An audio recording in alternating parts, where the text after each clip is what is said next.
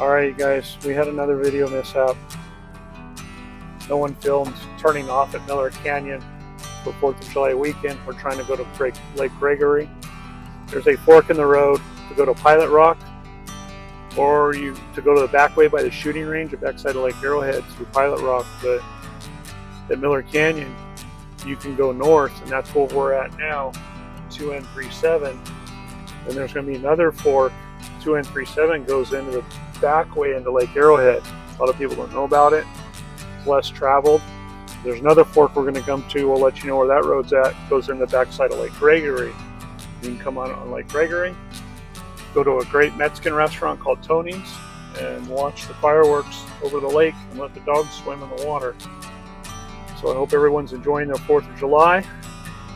Enjoy this video. Please like and subscribe. Leave some comments, stuff you want us to film, and we'll keep you posted on our adventures. These trails might not even be open, so you'll know as soon as we do. Enjoy the video.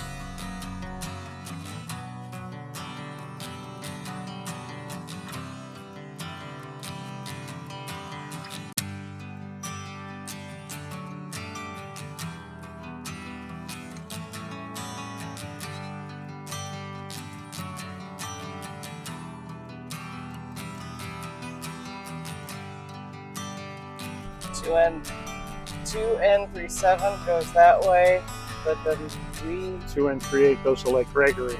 2N38, which is right here, goes to Lake Gregory.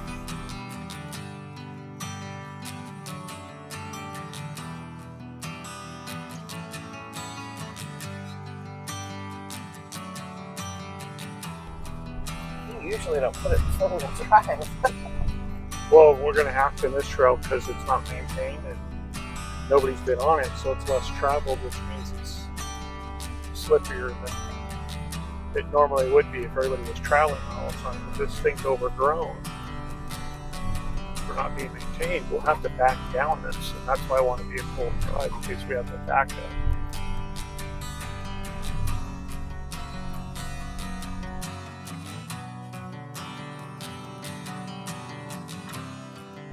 Imagine being on a trail like this and losing a brake line.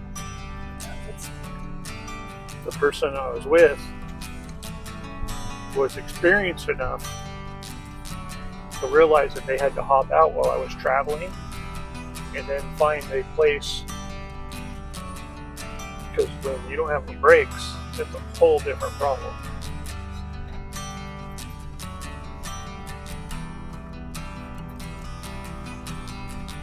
I've seen 80s trucks, 77, 78, 80, 84, whatever. Same brake lines on to this day, never had a problem. For some reason, the newer Super Duty brake line decided they didn't want to be part of the program anymore. This doesn't look steep in the video, but it is steep.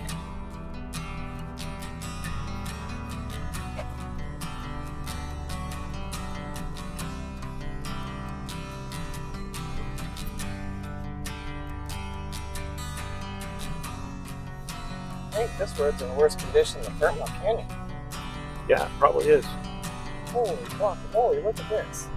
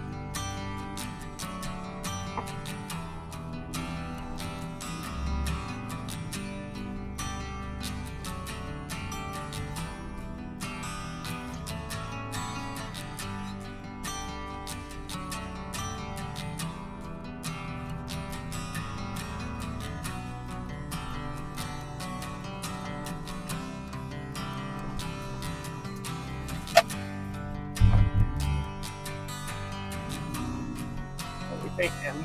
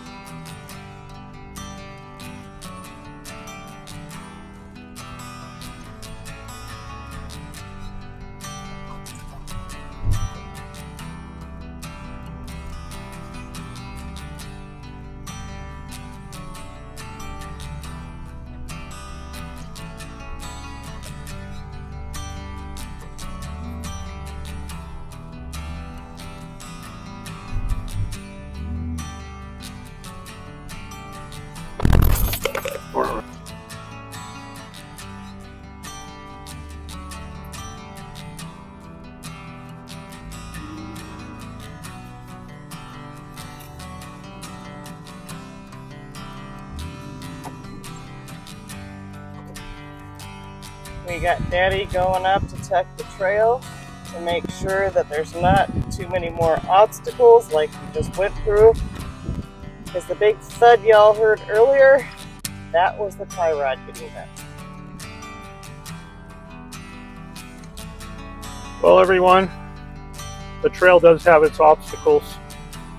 The lockers work, so four-wheel drive works, but we have a tie rod that is now rubbing on a pumpkin. And as you know, there's really no way to fix a tie rod without another Jeep, and when you do pull on it, then that makes it weak. And it's a temporary fix just to get a Jeep off the trail.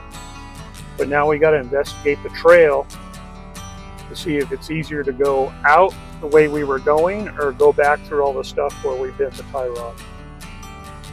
So we'll keep you posted, see how it goes. It'll be interesting. At least we have a spot to turn around, but going back the way we came with bent steering is not an ideal situation.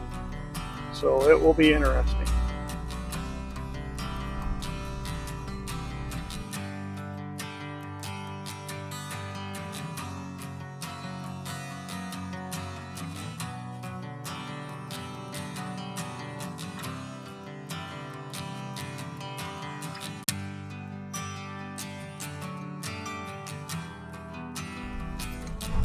I mean, I'm hoping the trail's like this the rest of the way.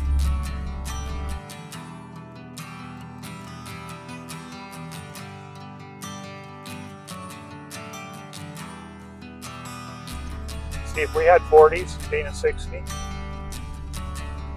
it would have just slid right over the top of that rock.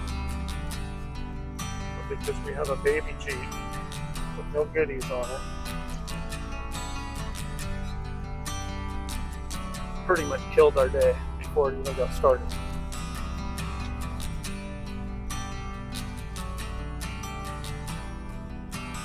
See the bracket for the steering stabilizer rubbing on the pumpkin right now, and it's eating into the pumpkin. What's the pumpkin? It's the housing for the gear oil. So that's why we're not trying to steer it any more than we have to. But it's really going to suck if we get almost to the end and we got to turn around and come back out. But if we had another Jeep here, Get to straighten it. yeah, we could have something to pull on. I mean, if there was an ideal tree, we could pull on it with the tree strap. But there's not an ideal tree so far.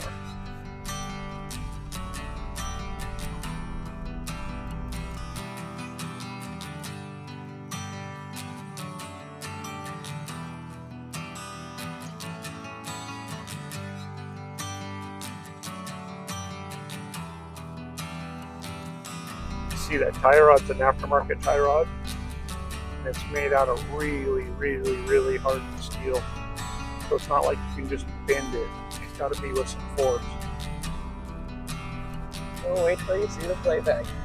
There was force.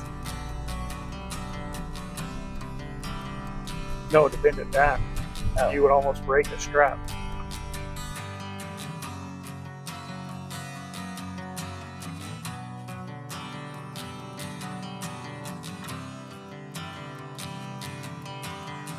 Yeah, I already knew what was going to be the result of that.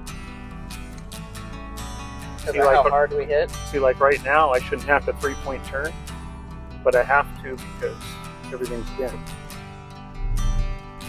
Because you don't want to turn the steering wheel more than quarter turns to do anything.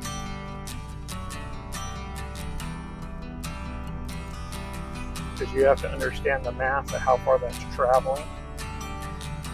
Well, it's rubbing on the diff cover.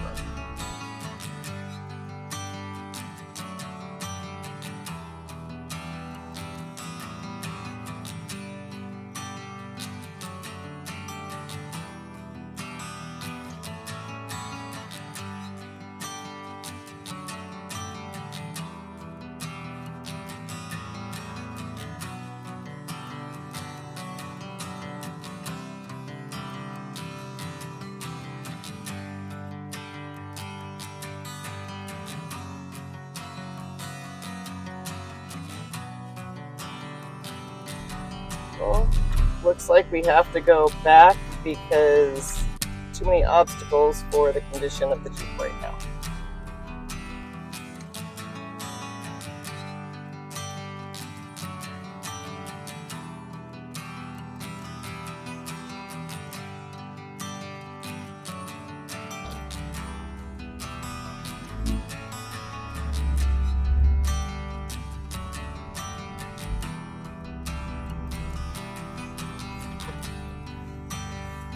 Okay, we're going to try and just improve that. So what I'm going to do is I'm going to pull on it and then release it, and then you're going to tell me yeah or no. Like,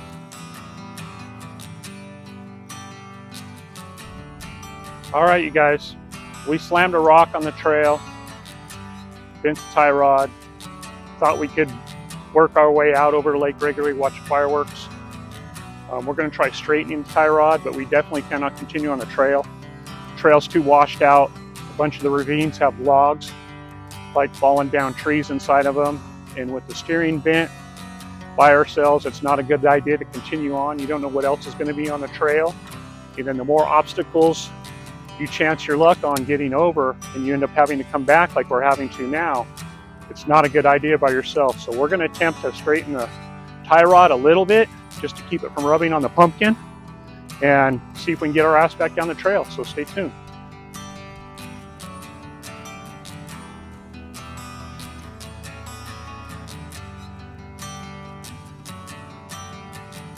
All right, you guys, I don't recommend any of this because tie rods are exactly what they are, not Heim joints, especially big ones. We got lucky, but that doesn't say driving down the road, hauling ass down Highway 18 is a good idea when you put that much pressure on your tie rod ends. One of the weakest points on the Jeep. It's why your steering wheel wobbles and shakes your coffee out of your cup holder. You can see what we did. We found a tree that was at the lowest point, lower than a tie rod end. And you want to be square to it. Similar to if you were in a parking lot and you put the strap in the back of someone's hitch through the hitch pin. That would be the most ideal because everything's square and level. If this tree were higher, it would pull up on the tie rod ends and probably pop the tie rod ends.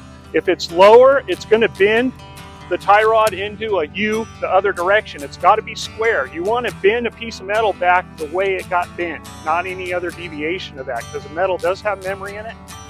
We got lucky. We're probably going to be able to go eat dinner and watch fireworks, but rock crawling until that tie rod end gets replaced and that gets thrown into Jeep as a spare part for somebody else that might need it. That's it for the day. Sorry about the mishap, but we still have to get back through what we came through, so there might be more to come.